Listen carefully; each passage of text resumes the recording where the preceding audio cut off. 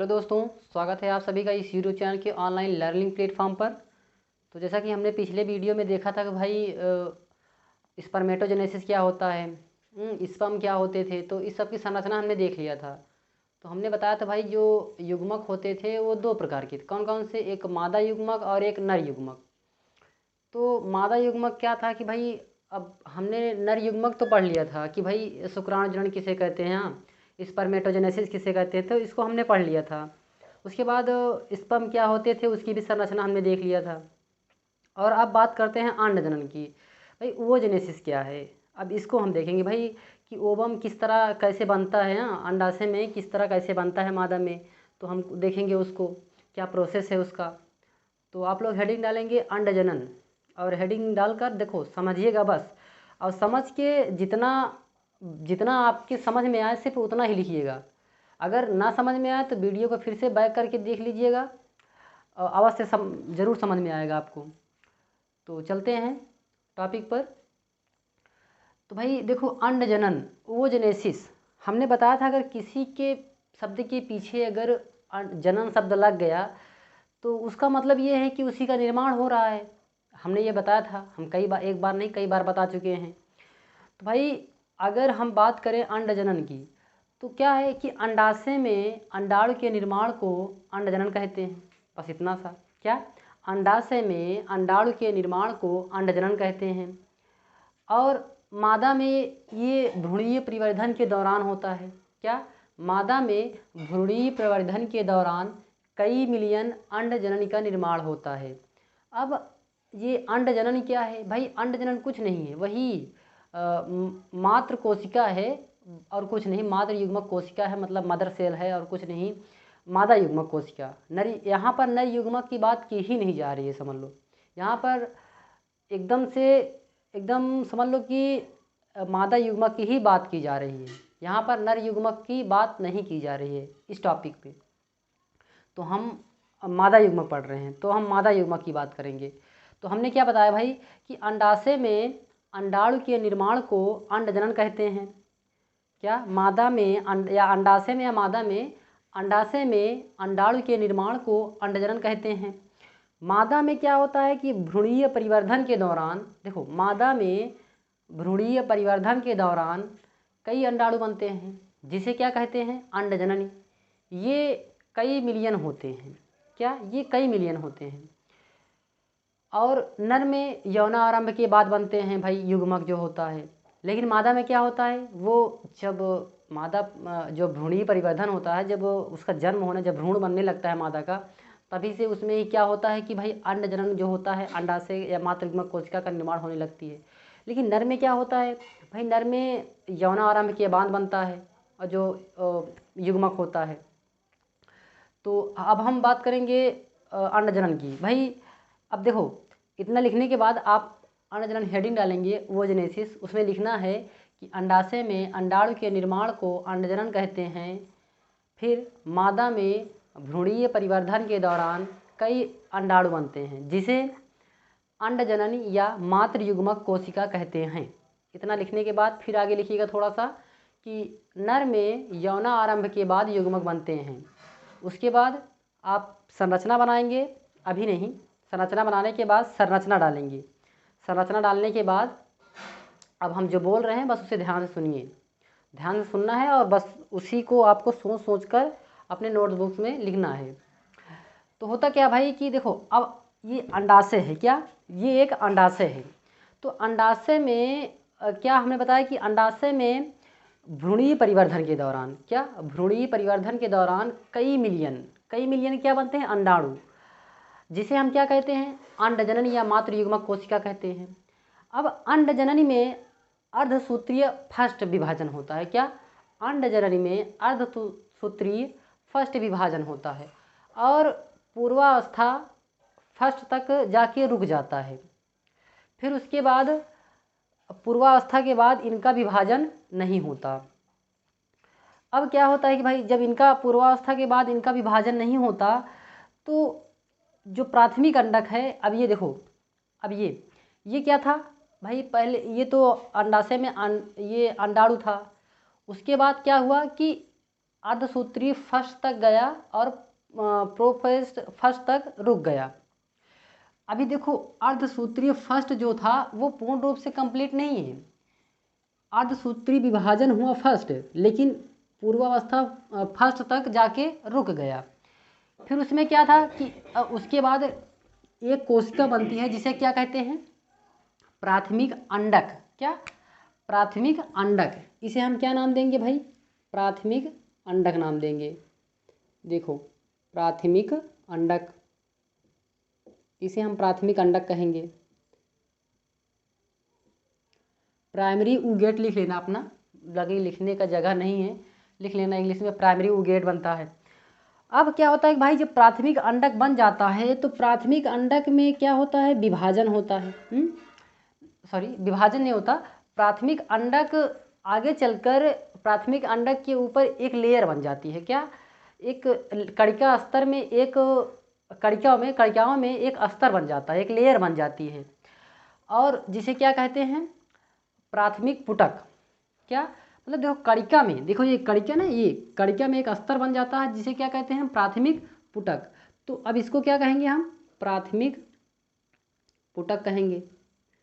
अब भाई प्राथमिक पुटक बन गया, प्राइमरी फॉलिकल।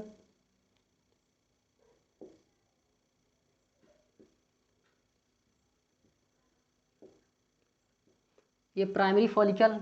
अब जब भाई प्राइमरी फॉलिकल बन गया तो अब ये प्राथमिक पुटक के ऊपर एक और स्तर बन जाता है, वो भी किसमें, कणिका में।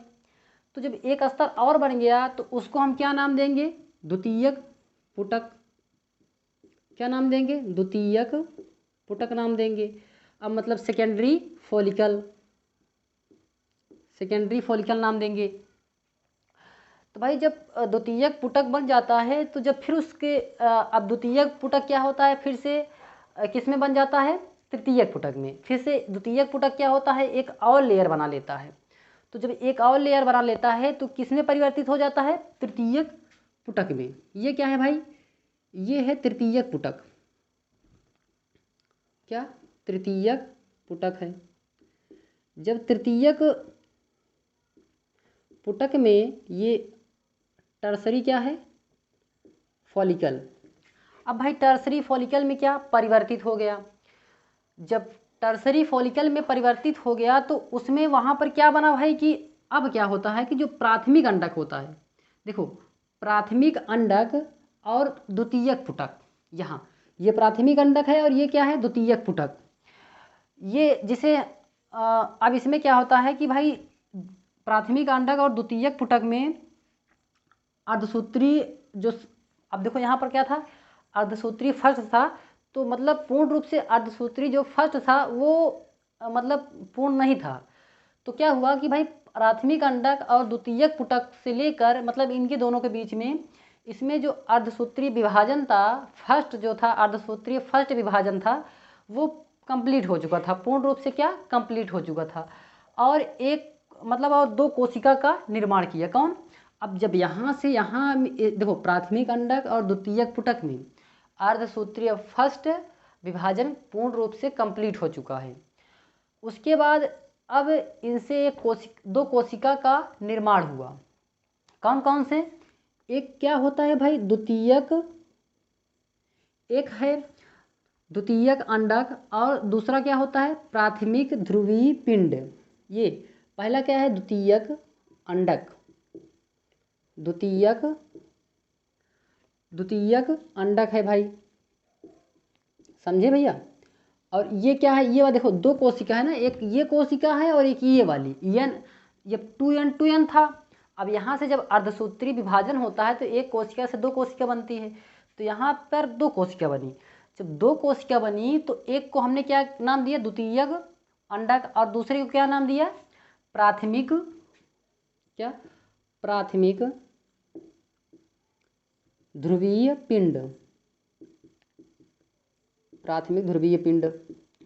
अब ये क्या होता है भाई, अब क्या होता है कि जब दो कोशिका में परिवर्तित हो गया द्वितीयक अंडक और प्राथमिक ध्रुवीय पिंड, अब जो तृतीयक स्तर होता है जो तृतीयक पुटक होता है, जब उनके जब फिर से वो आगे बढ़ता है थोड़ा सा, जब वो अंडक आगे बढ़ता है तो जो तृतीयक पुटक होता है, ये टर्सरी फॉलिकल जो होता है वो परिवर्तित हो जाता है ग्राफियन पुटक में। क्या ग्राफियन पुटक में परिवर्तित हो जाता है। मतलब ग्राफियन ये जो है भाई, ये क्या है, ये हमारा ग्राफियन। अब यही जो है ना, ये तीनों जो कड़िकामय स्तर है ये परिवर्तित हो जाता है किसमें, ग्राफियन पुटक में। ग्राफियन पुटक या परिपक्व पुटक या primary follicle, sorry Graafian follicle, कुछ भी कह सकते हैं, परिपक्व पुटक, ग्राफियन फॉलिकल बोल सकते हैं आप। तो इसमें परिवर्तित हो जाता है और द्वितीयक अंडक के चारों ओर क्या निर्माण हो जाता है, एक लेयर का निर्माण हो जाता है जिसे क्या कहते हैं, जोना पेनियोसिडा। ये देखो द्वितीयक अंडक मतलब क्या है, ये सब मतलब इसके चारों ओर मतलब क्या हुआ, निर्माण हो गया, एक अस्तर बन जाता है। जो वो अस्तर लेयर बनती है उसी को हम क्या कहते हैं, जोना पेनियोसिडा। क्या, जोना पेनियोसिडा। अब जोना पेनियोसिडा भाई क्या होता है, तो इसको आगे पढ़ेंगे। तो जब ये, अब क्या होता है कि भाई जब ये जोना पेनियोसिडा है, अब द्वितीयक अंडक के चारों तरफ बन जाता है, द्वितीयक अंडक के चारों ओर बन गया जोना पेनियोसिडा। अब क्या होता है कि भाई जब ये द्वितीयक अंडक होता है, जब द्वितीयक अंडक होता है, ये क्या होता है कि भाई अब जब ये बाहर निकलता है, क्या, जब ये कैसे बाहर निकलता है कि ये जो ग्राफियन पुटक होता है, ग्राफियन फॉलिकल होता है, तो इसके फटने से, क्या, इसके फटने से, देखो यहाँ पर देखो हम बना दे रहे हैं आप संरचना,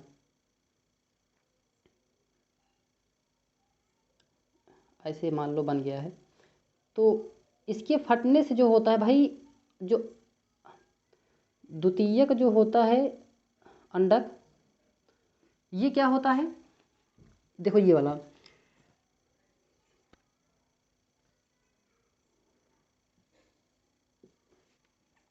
ये क्या होता है, ये बाहर निकल आता है। कौन सा, ये बाहर निकल आता है। तो जब अब ये बाहर निकल आया तो इसे क्या कहते हैं, अब इसे क्या कहते हैं, अंडाणु कहते हैं। जब ये बाहर निकल आया तो इसे अंडाणु कहते हैं। लेकिन इसमें अब इस प्रक्रिया को क्या बोलेंगे भाई, जब यहाँ पर हुआ तो इस प्रक्रिया को हम अंडोत्सर्ग बोलेंगे। क्या, अंडोत्सर्ग। किसे कहेंगे अंडोत्सर्ग, मतलब ओवुलेशन। ओवुलेशन किसको कहेंगे भाई, देखो जब ग्राफियन पुटक या परिपक्व पुटक फटकर जब अंडक बाहर आता है तो उसे हम क्या कहेंगे, अंडोत्सर्ग कहेंगे या ओवुलेशन कहेंगे। समझे ना भाई।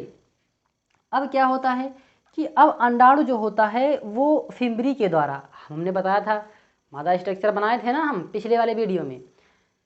तो जो फिम्बरी होता है, फिम्बरी के द्वारा क्या होते हैं, ये अंडाणु अब जो होते हैं ना, अंडजनन है, ओगुनिया है, मातृयुग्मक कोशिका है, तो फिम्बरी के द्वारा क्या होता है, पकड़ लिया जाता है।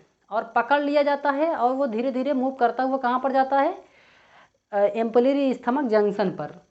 तो यहाँ पर देखो, यहीं पर समझा देते हैं छोटा सा बनाकर आपको।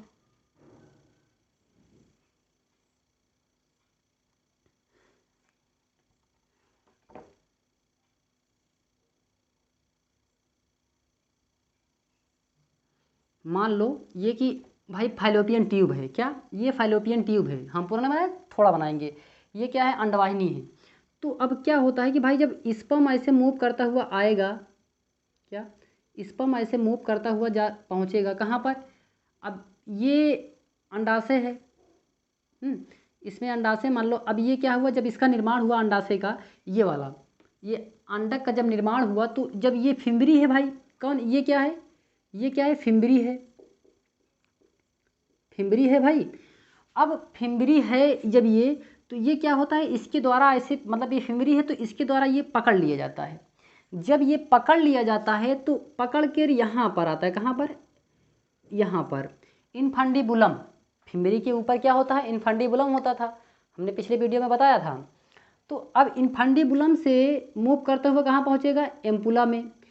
एम्पुला से मूव करते हुए कहाँ पहुँचेगा, स्थमस में।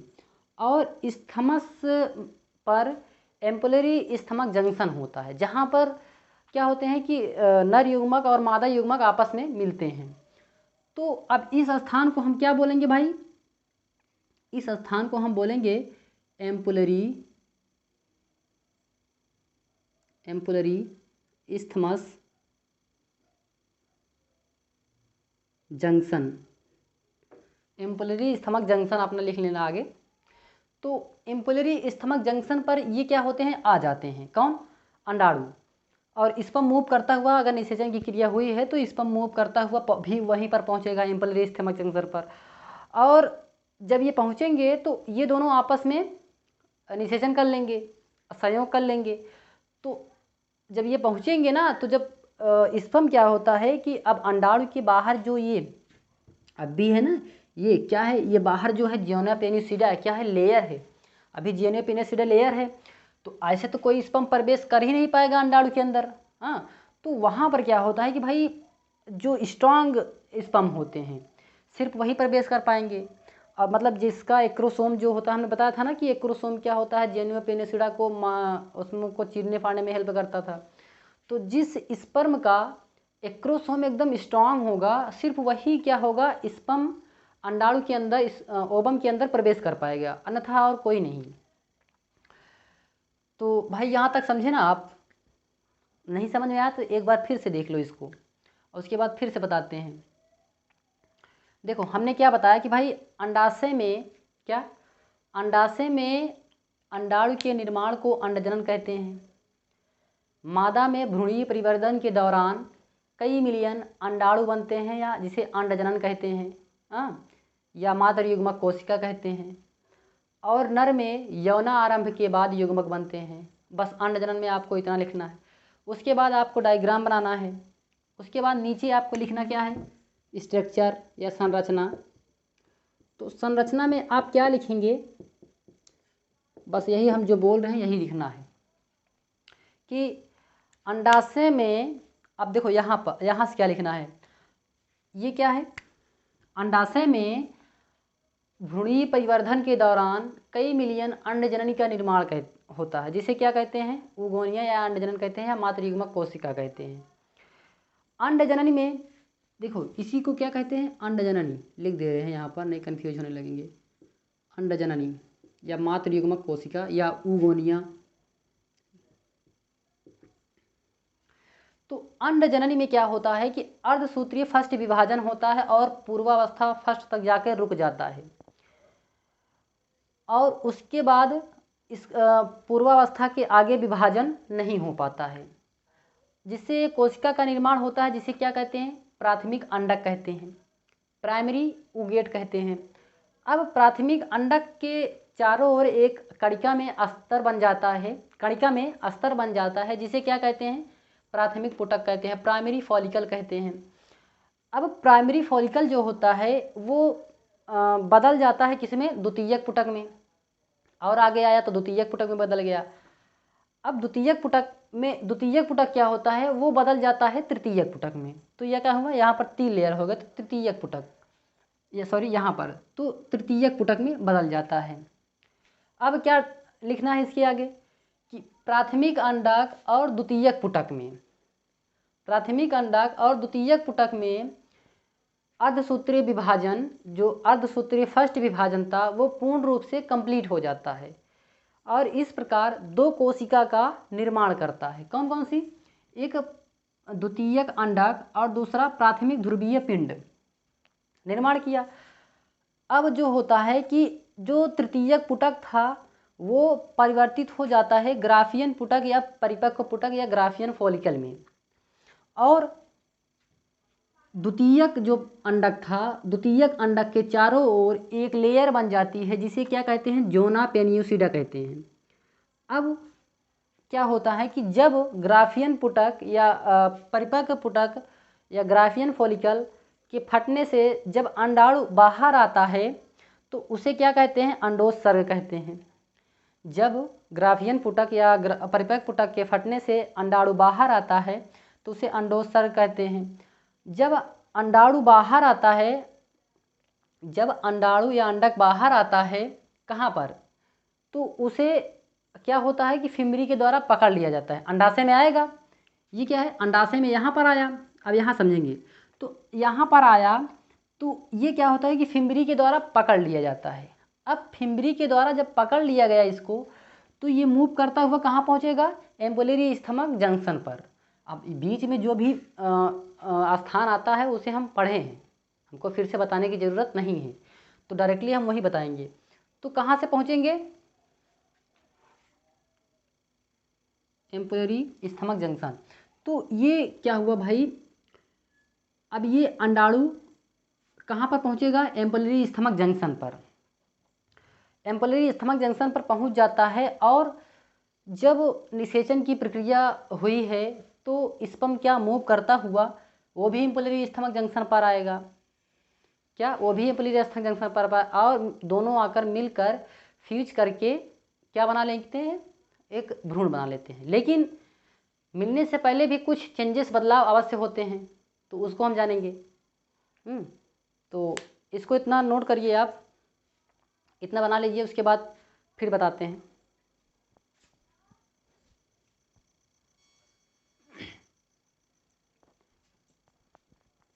समझे भाई।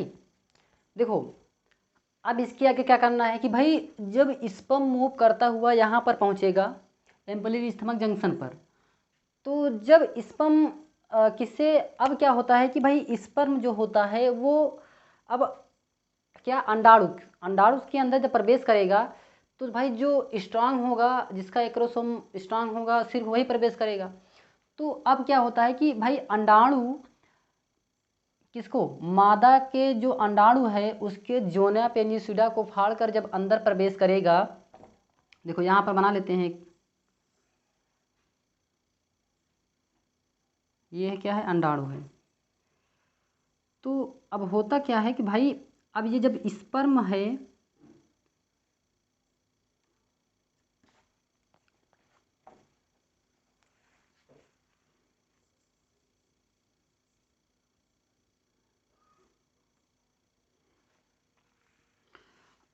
ये अब भाई ये क्या है, अंडाणु है।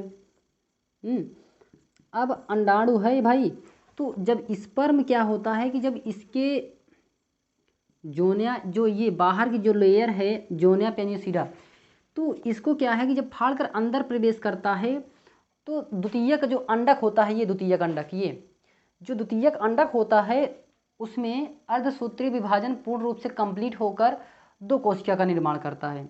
कौन कौन सा, एक कोशिका होती है जो जिसे कहते हैं ओवम या अंडक, मतलब हाँ अंडक कहते हैं, और द्वितीयक जो अंडक होता है दूसरा जो होता है उसे कहते हैं द्वितीयक ध्रुवीय पिंड। यहाँ पर प्राथमिक ध्रुवीय पिंड था, लेकिन यहाँ पर क्या है, जब अर्धसूत्री विभाजन पूर्ण रूप से पूर्ण हो चुका तो इसे क्या कहेंगे, द्वितीयक ध्रुवीय पिंड। भाई जो द्वितीयक ध्रुवीय पिंड है उसका कोई कार्य नहीं है, वो नष्ट हो जाता है। और क्या होता है कि भाई नर का न्यूक्लियस और मादा का न्यूक्लियस मिलकर, मतलब n+n मिलकर 2n बना लेते हैं, और मतलब जायगोट बना लेते हैं। जायगोट से धीरे धीरे भ्रूण बन जाता है और भ्रूण से नया संतान बन जाता है। बस इतना ही आपको जानकारी लेना था बस इस वीडियो में। तो आशा करता हूँ आपको समझ में आया होगा। देखो ना समझ में आया तो एक बार फिर से देख लीजिए। तो हमने देखो यहाँ तक तो हम बता ही दिए थे, ना समझ में आया तो फिर से वीडियो को बैक करके पीछे करके देख लीजिएगा। बाकी ये देखो यहाँ से तब होता क्या है कि जब अंडाणु आता है अंडाशय में, तो वो फिम्बरी के द्वारा क्या पकड़ लिया जाता है। अब फिम्बरी के द्वारा पकड़ के कहाँ पर आता है, एम्पोलरी स्टमक जंक्शन पर। और जब स्पर्म मूव करता हुआ आएगा एम्पोलरी स्टमक जंक्शन पर, तो जैसे ही अंडाणु के अंदर जब ये स्पर्म जो होता है नर युग्मक, जैसे ही मादा युग्मक के जोना पेनिसिडा, मतलब अंडाणु के जोना पेनिसिडा लेयर को चीर फाड़कर उसके अंदर प्रवेश करता है, तब उसमें जो द्वितीयक अंडक होता था, ये द्वितीयक अंडक वो तुरंत अर्धसूत्री विभाजन पूर्ण हो जाता है, और इससे एक कोशिका से दो कोशिका का निर्माण करता था। कौन कौन से, एक क्या हो, एक कोशिका को कहते हैं ओबब या अंड कोशिका, और दूसरे को क्या बोलेंगे, द्वितीयक ध्रुवीय पिंड, द्वितीयक ध्रुवीय पिंड। तो इस तरीक़ा से द्वितीयक ध्रुवीय पिंड का कोई कार्य नहीं होता, वो नष्ट हो जाता है। और नर का न्यूक्लियस और मादा का न्यूक्लियस n+n=2n मिलकर एक जायगोड बनाते हैं। क्या भ्रूण बनाते, जायगोड बनाते हैं, युग्मनज बनाते हैं। युग्मनज धीरे धीरे विकसित होकर भ्रूण बनाएगा और भ्रूण धीरे धीरे विकसित होकर एक नया संतान बनाएगा और इस प्रकार एक संतान की उत्पत्ति होती है। तो हमने ये बताया कि संतान की उत्पत्ति ऐसे होती है। फिर हमको इस वीडियो में क्या पढ़ना था कि भाई कि मादा युग्मक जो होता है अंडाणु, वो उसका कैसे निर्माण होता है। तो हमने देखो उसको एक एक प्रोसेस बताया कि ऐसे ही निर्माण होता है अंडाशय में। और ये भी बताया, देखो सबसे बड़ी जानकारी ये है कि भाई अगर किसी ने पूछ लिया कि सबसे कॉमन बताओ कि नर में और मादा में, नर में और मादा में जो युग्मक होता है किस समय बनता है। भाई अगर पता होगा तभी बता पाएंगे। तो अभी कुछ ही समय पहले हमने बताया कि जो मादा में होता है, मादा में जो युग्मक होता है, अंडाणु होता है, वो भ्रूणीय परिवर्धन के दौरान होता है। लेकिन नर में क्या होता है, वो तो यौनारंभ के बाद बनता है। तो बस मेन डिफरेंट यही है सिर्फ इसका, ये आपको ज़रूर पता होना चाहिए। बाकी आप इसको डायग्राम बना लीजिए, उसके बाद संरचना डाल के जितना हम बोले हैं बस आपको उतना ही लिखना है और ज़्यादा नहीं लिखना है। अगर पेपर में अगर देगा भी तो ऐसे ही, अगर बोर्ड के पेपर में देगा तो सिर्फ वो विस्तार में देगा कि भाई अंड जनन को विस्तार में व्याख्या कीजिए, विस्तार में लिखिए। तो आपको वहाँ पर केवल अंडजन के बारे में ही नहीं लिखना है, उसका डायग्राम बना के तब उसको विस्तार में लिखना है, तब आपको पूरा नंबर मिलेगा, अन्यथा नहीं। तो आगे हम अगले वीडियो में देखेंगे। अभी तो यहीं तक वीडियो लंबा हो जा रहा है। उसके बाद हम अगले वीडियो में देखेंगे कि भाई की और आते हैं कि ये भाई मारुला क्या होता है, ब्लास्टो क्या होता है, ब्लास्टोमियर क्या होते हैं, ये ब्लास्टोसिस्ट क्या होते हैं, इस सब को हम आगे पढ़ेंगे। तो आज का वीडियो यहीं पर, अगला वीडियो हम जल्दी ही बनाएंगे। सो थैंक यू दोस्तों। अगर आपको अच्छा लगे तो प्लीज़ हमारे वीडियो को लाइक और सब्सक्राइब ज़रूर करिएगा।